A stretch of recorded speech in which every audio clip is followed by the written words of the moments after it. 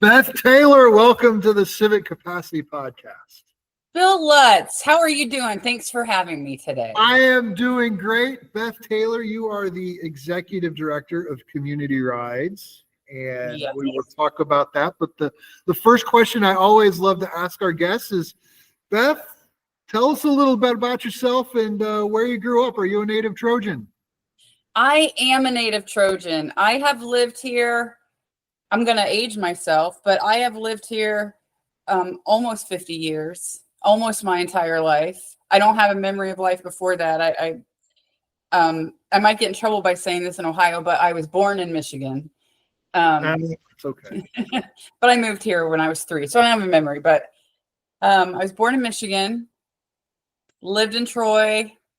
I can't even think of what else do you just ask me here. My life here in Troy, right? Yeah. So what was Troy like when you were growing up in this fair city? So everybody's nostalgic and you think about the good old days, like I loved when I was little and there was the penny candy shop in Troy and there used to be a JC Penney, or I don't know what it was, but it was where the lockbox 29 or whatever is. But it was a JC Penney or something, and it had these curved stairs. Or do you remember? Yeah, it's on East Main Street. It's like across the street from Kay's.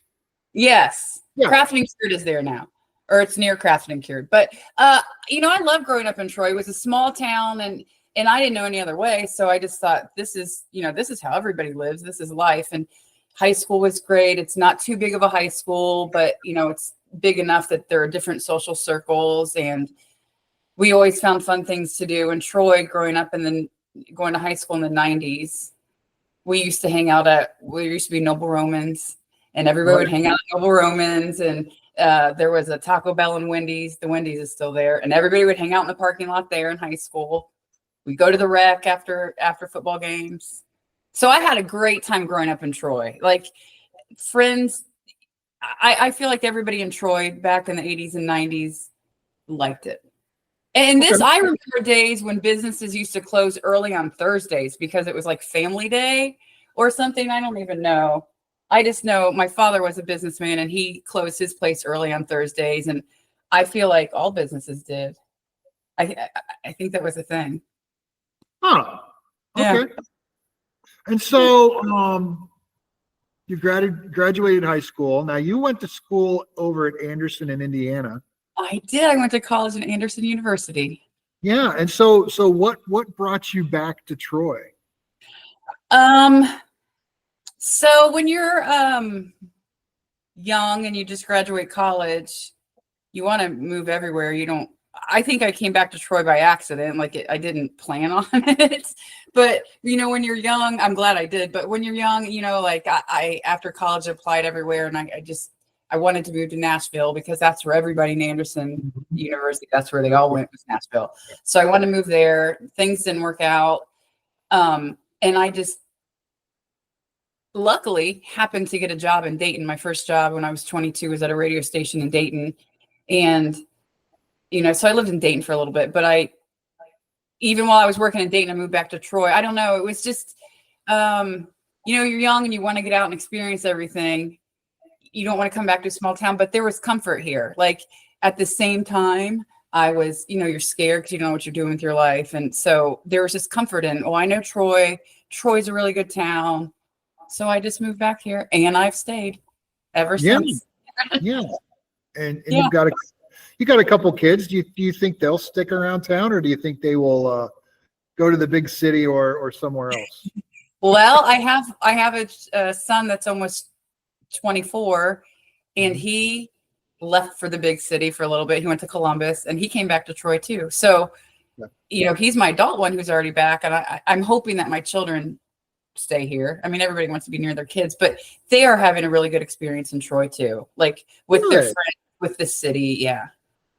And that's really good to hear because, Troy does really try to do a good job of being as multi-generational as possible. And, I know your dad's still around and he's around town and things like that. And so, it's just nice being able to have multi-generational families in town, and you get to see them. I mean, I know we visit my mother every Sunday night for dinner, and it's like, boy, if I dare took the grandkids out of Troy, you know. I know. I know that feeling. They wouldn't even care if I left as long as those grandkids stay, right? Yeah, and it's on both sides of the family. My wife's folks are still in town too, so I mean, yeah, you get that on both sides of the family. That's crazy. So, Beth, you are the executive director of Community Rides. Tell us a little bit about what Community Rides is. All right. Well, Community Rides is a rides to work program. We let me tell you our mission statement. I had to. We provide reliable transportation to low-income individuals in the Troy area to and from work. So our sole mission, it's just work. It was called Rides to Work, and there's a whole history with, we were under a different nonprofit organization, and then we became our own 501c3 a few years ago. But we can get into that later. But the name was changed from Rides to Work to Community Rides, with the vision of, you know, at one point, hopefully we can do more than just rides to work. Like we can do rides to medical appointments or rides to laundry, which we are doing, you know, rides to grocery, whatever. That's a, you know, a long-term vision goal. But right now, Community Rides is just rides to work if you live and work in the Troy area. So how many rides are you guys doing a month, a year? How's it going? Okay, so I'll tell you that, but let me tell you, we have 3 minivans. That's what we operate on, which is important to keep in your mind. With those 3 minivans, we drive 3 shifts, like a 3-hour morning shift, a 3-hour afternoon, and a 3-hour night shift. And we have 1 or 2 minivans driving per shift. So we always have one sitting out or one, like, you know. So that being said, we drive around, and it's just a Monday through Friday. We drive around 225 people a week, maybe 800 to 900 people a month to or from their work with just our 3 minivans. So we're doing incredible. Yeah, we're doing incredible work. We're very busy, as you can imagine. Just think of the logistics of driving. You know, you pick up 1 or 2 people, take them to work, pick up a couple more people. You know, just the time. Luckily, Troy is small enough that you can get from one end to the other in 10 or 15 minutes, but just the time it takes to go from house to house and pick up somebody. So I think we're doing an incredible job right now. I think that we could expand and do more if we had financing, but you know, that's another thing. But we're at capacity. Last year we did 9,760 rides for the year. Nearly 10,000 rides in just 3 minivans. Yeah. for employment purposes. That was amazing. Mm-hmm. So, I mean, what kind of businesses are you taking folks to? Are these, do they run the gamut? Are they mostly industrial facilities? Give us an idea of what you're serving. I would say I'm going to say 40% is probably manufacturing facilities.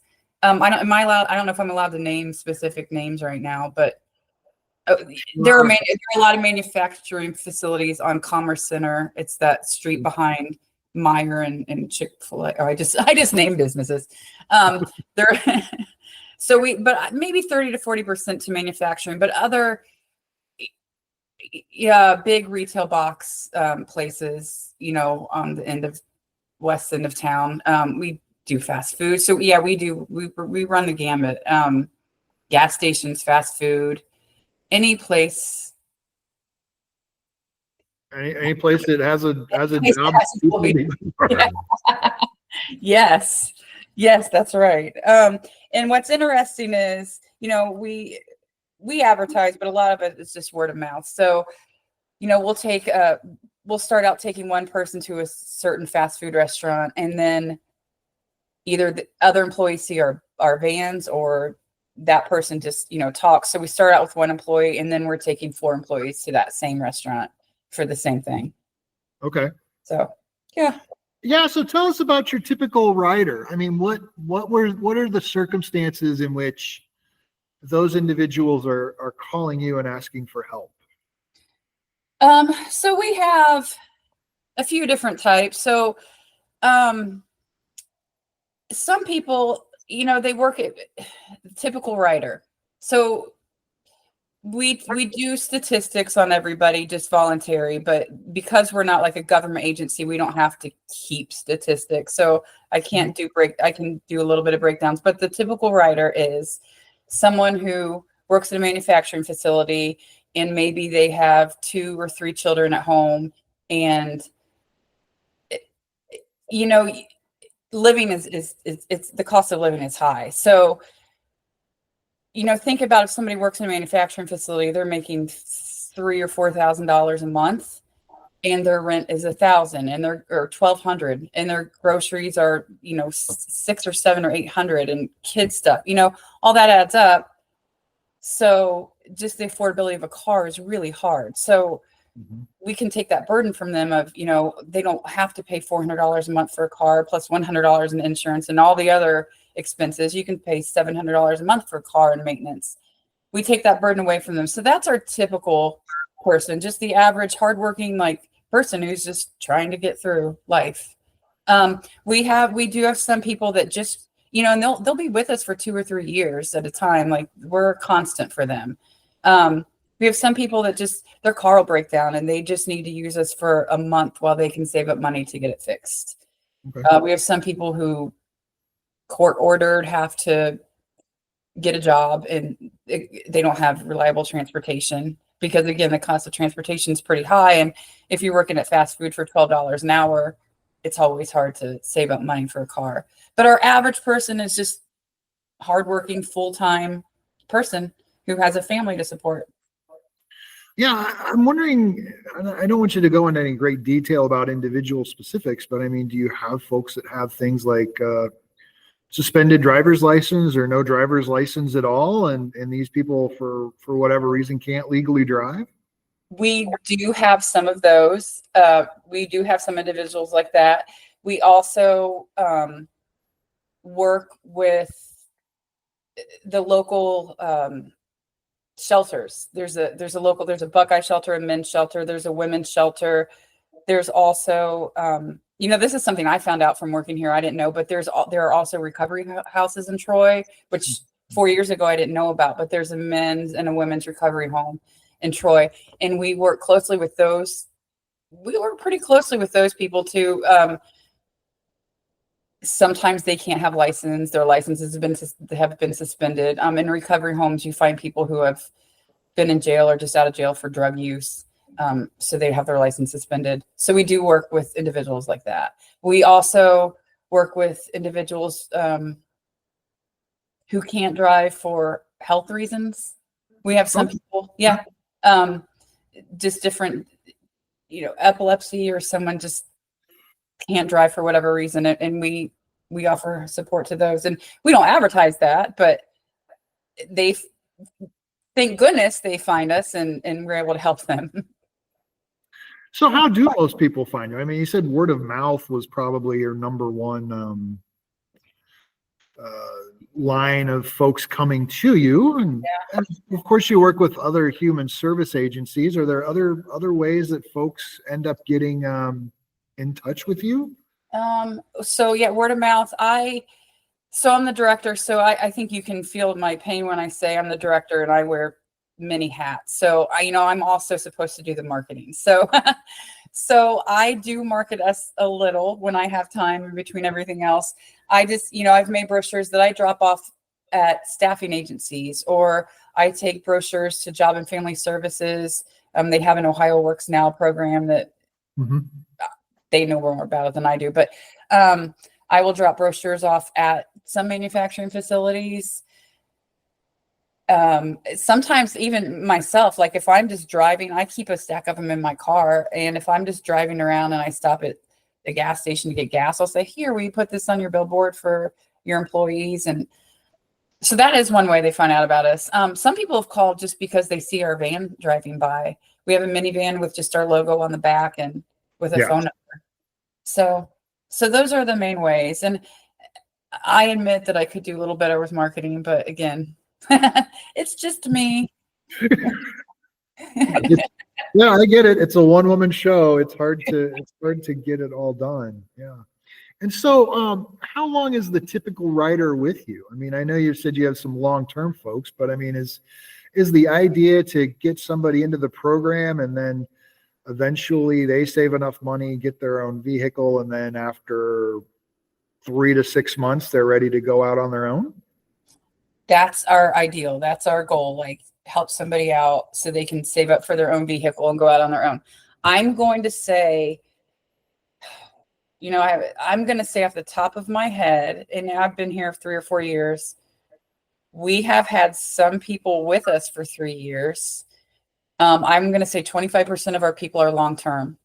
And we just celebrated, actually, we're in July. In May, after 4 people had been with us for 3 years, they all in the month of May, 4 people, they all got vehicles, which is our goal, which is a huge accomplishment, which is what, we're very happy for them. So, and it sometimes it can take 4 years to save up to buy a vehicle. And what I'm noticing is people that we take to work, they save up to buy a full vehicle. They don't save up for monthly payments to, you know what I'm saying? So it's going to take them a long time to save up $10,000 or $5,000. I would say the average person stays with us maybe 6 months, and then they'll be gone for a year, and then they might come back for 6 months. So I don't know. We don't know. I don't ask. So I don't know what happens in the meantime, but I'm going to say 6 months is the average. Well, I mean, it's a typical story of folks that are in poverty. They end up saving enough money for a car. Something happens, they sell the car. That happens. They take care of that immediate problem, whatever it is. And then it's like, oh, my resource network, I know Community Rides is there, and I'll just use them again, and I'll just kind of repeat that cycle over. And yeah, So you said it. I said I don't ask what happens, but that's what happens. What happened? Yeah, that's a typical story of folks in poverty. We see it at the food pantry all the time. We'll see folks who see us for a season in life, and then they're gone, and then something happens, and then they're back, and it's kind of like a yo-yo effect. Yeah, that happens quite a bit. So one of the things that most nonprofits struggle, and Community Rides is certainly no different, is the financing of it, because you guys do charge for a ride, don't you? We do charge. So we so public there, Miami County has Miami County Public Transit. They charge $4 per ride. So I think that's how Community Rides decided to do it. So we charge $4 per ride. We have scales. If you're part-time, you pay $2 a ride. That being said, we're not going to turn anyone away. So they can come to us and I just can't do it this week, and we're still going to give them a ride. That happens a lot. Maybe they take advantage of us, and I have a big heart, so I believe the stories. So there are a lot of times they go without paying. But we do charge, because that pays for our gas for the year. I mean, it costs a lot of money. We use a lot of gas to drive in Troy. Yeah, but I mean, and this is the thing about every transit system, whether it's kind of like a bootstrap transit system like yours or a public transit system, the fare box comes nowhere close to covering all of the expenses that you guys have. Because I mean, yeah, the gas is nice, but I mean, still 3 vehicles operating 9 hours a day, there's wear and tear, there's, oil changes, tires, brakes, and that's insurance.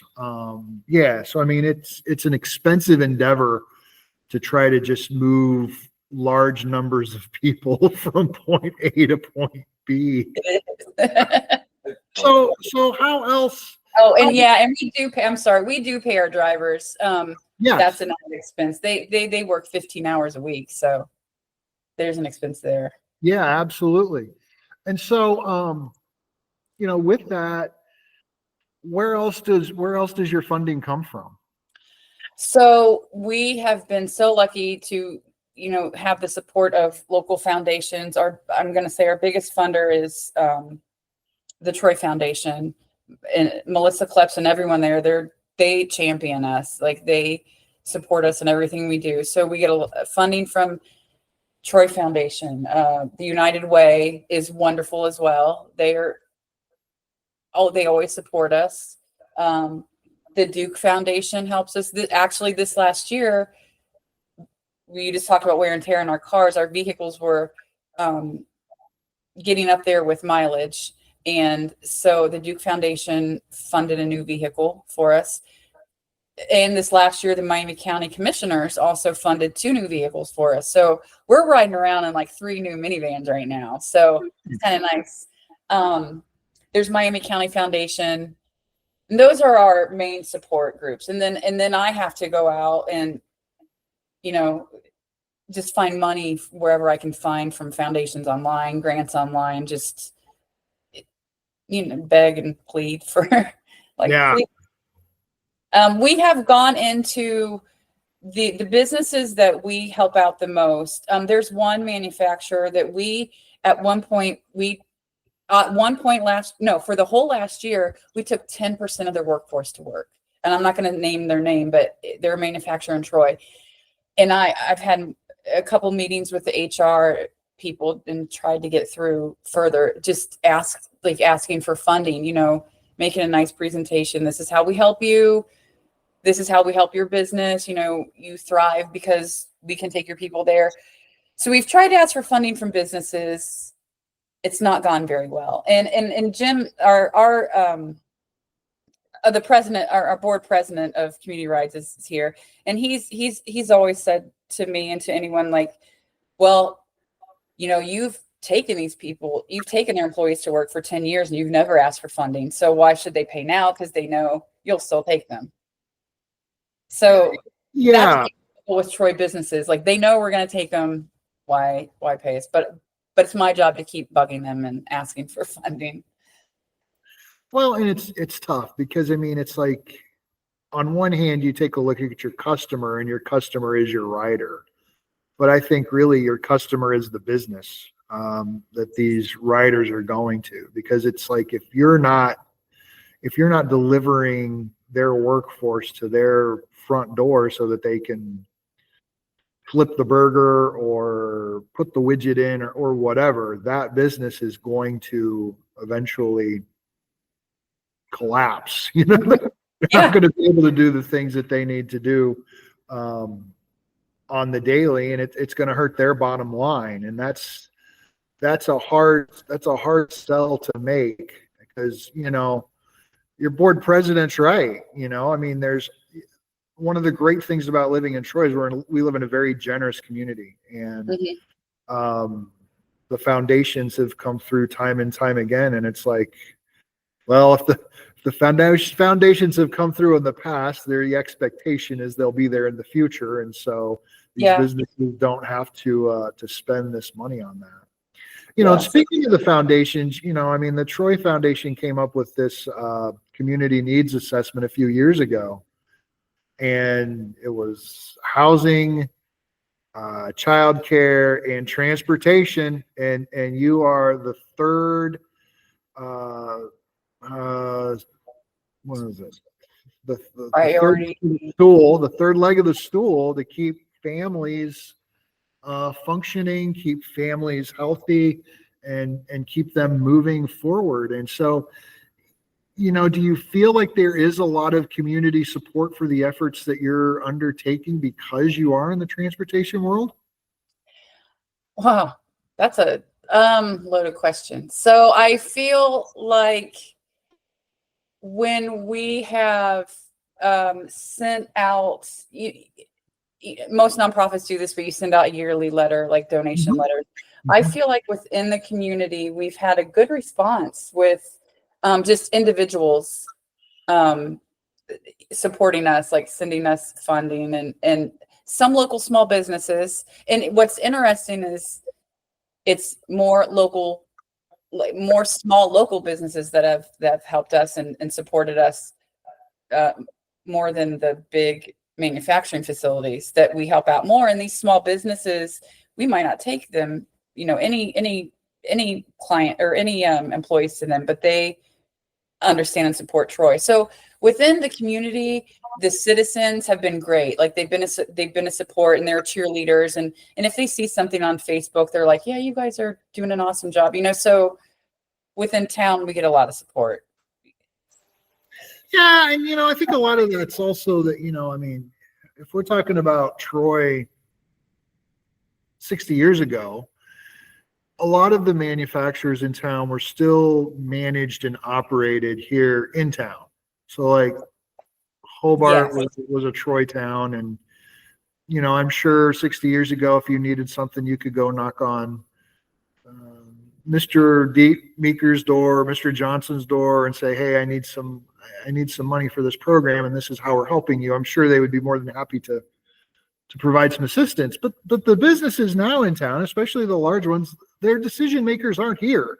Yes. They could be overseas. I mean, there's a lot of Japanese businesses, and they can be overseas, and you're never going to get in front of them. You're never going to be able to plead the case. And so it's just a challenge that has come with the times that we're at. And, you're seeing that in a whole bunch of different areas in different ways. So what does the future of community rides look like? So let's see. Well, it's still our vision to expand to do more than just rides to work. It's still in our, vision to expand to do rides to medical appointments. I've been talking back and forth with someone at UVMC about how can we start doing rides to medical appointments. I know that they're like Medicare, Medicaid, different care source. They offer transportation to those individuals to their doctor appointments. And I'm trying to figure out how to hook us in to be a part of that network. Right now, for the past couple of years, I just thought about this. For the past couple of years, we've worked with the Troy Rotary Club and the Sheriff's Department to do a holiday, like where your designated driver call us over the holiday season. And we'll pick you up and take you home. That's been fairly successful. We've just been doing it a few years, just in December. We have expanded and we're doing a laundry program, which was eye-opening to me. And I say that like we take people to work, and it was eye-opening how many people needed transportation. Taking people to this laundry program. There's a church, the Church of the Brethren, offers free laundry service twice a month. And we are booked. Like they have a 2-hour window of laundry, and we are booked. We must have in 2 hours 5 or 6 people that we're taking to the laundry. So we've expanded that way.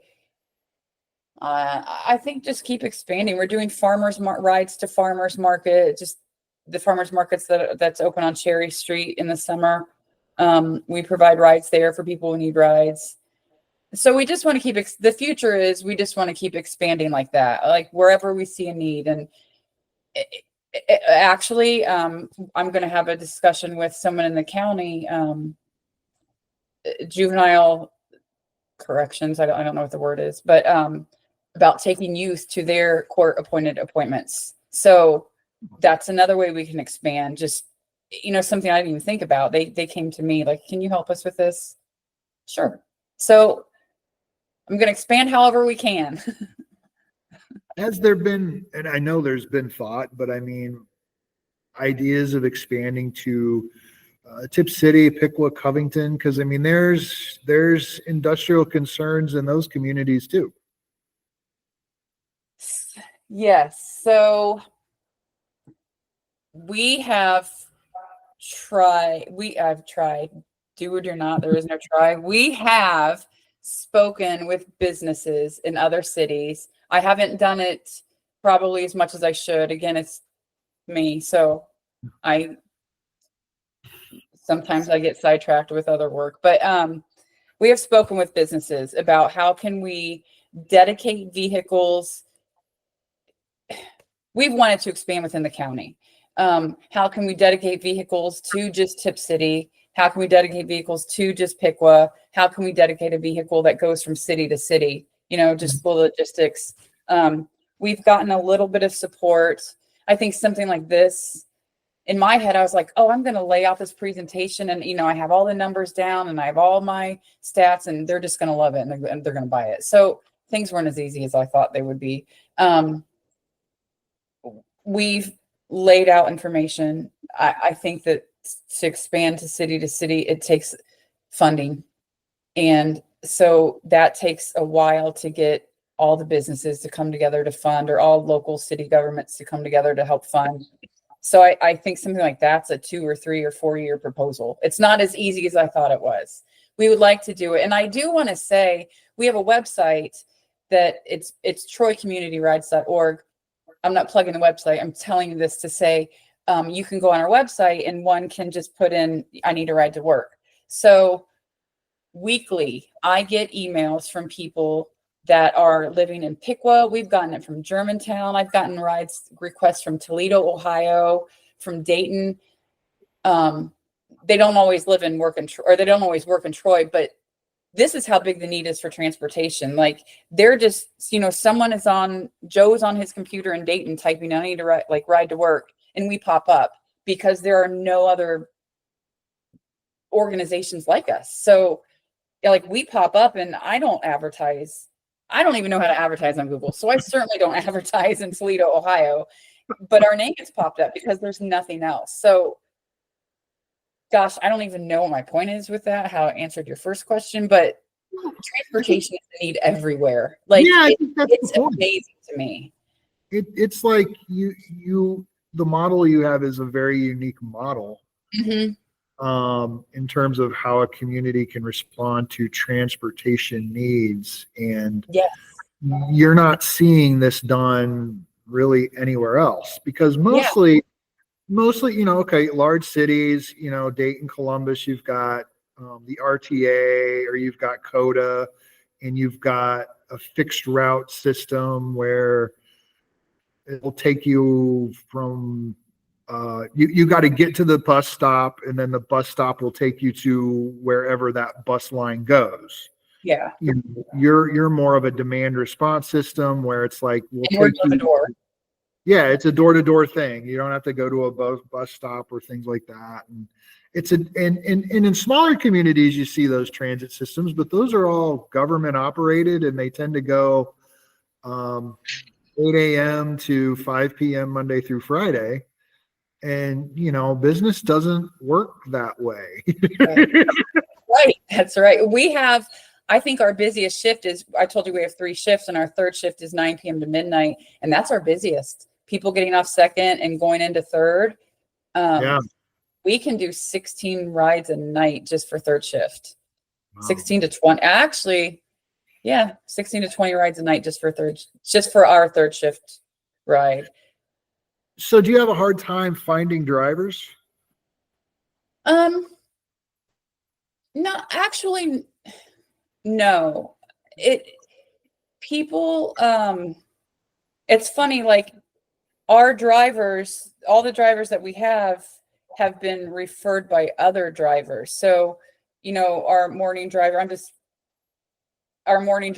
Carissa, she could say, hey, my friend Billy needs a job in the afternoon. I've known Billy for a really long time. So I'll, interview Billy and Billy works and then Billy loves it. So then he'll say, hey, if you know anybody else, my friend Joe needs a ride. So just like our services are word of mouth, like I think our open, if we have open a need for a new driver, that's word of mouth. Like people who start to drive for us, they love it. And because we're helping people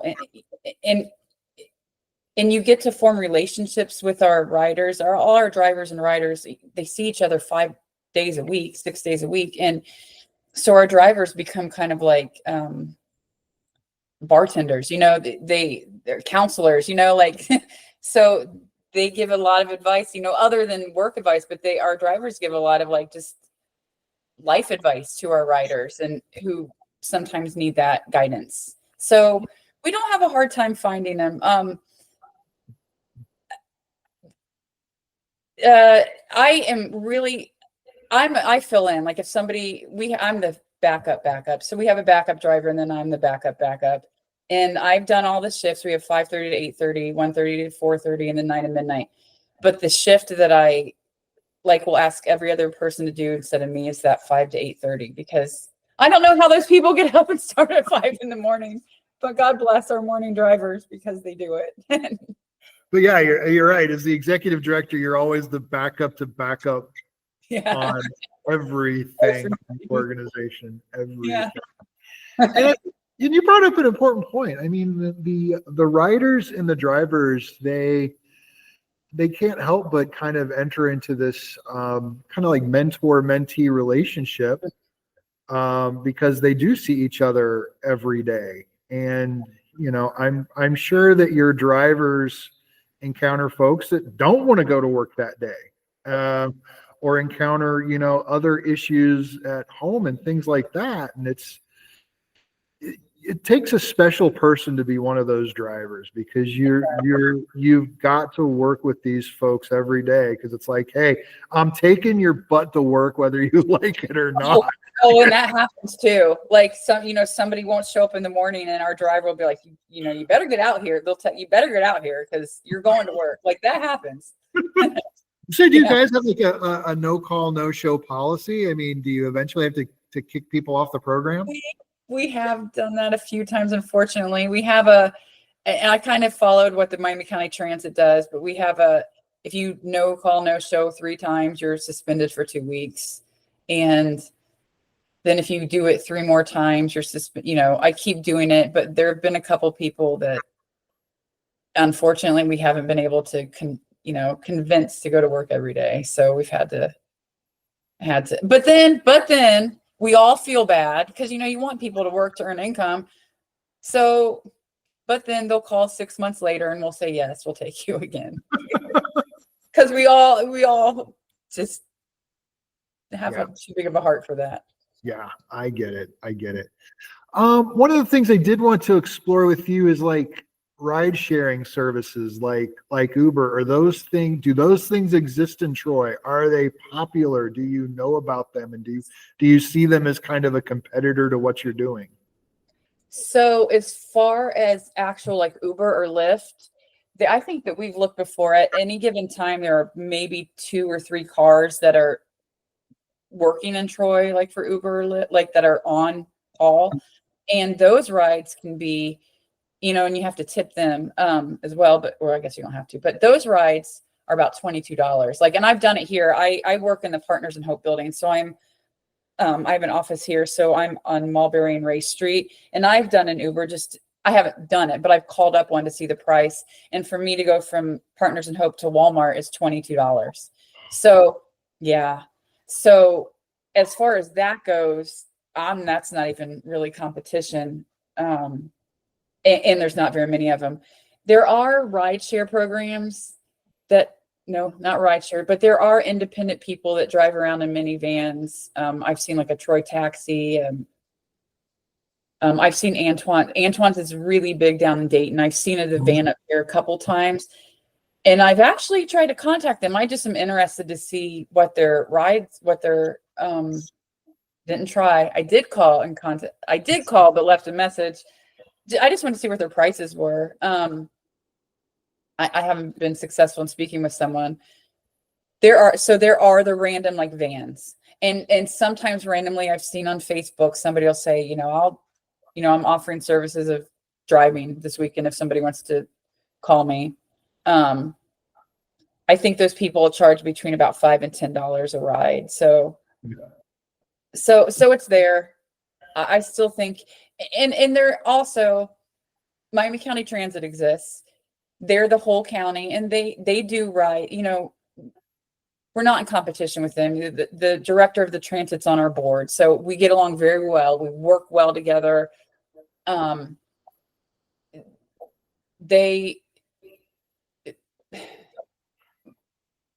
We're not really in competition with them. We offer services at night that they can't. And some people just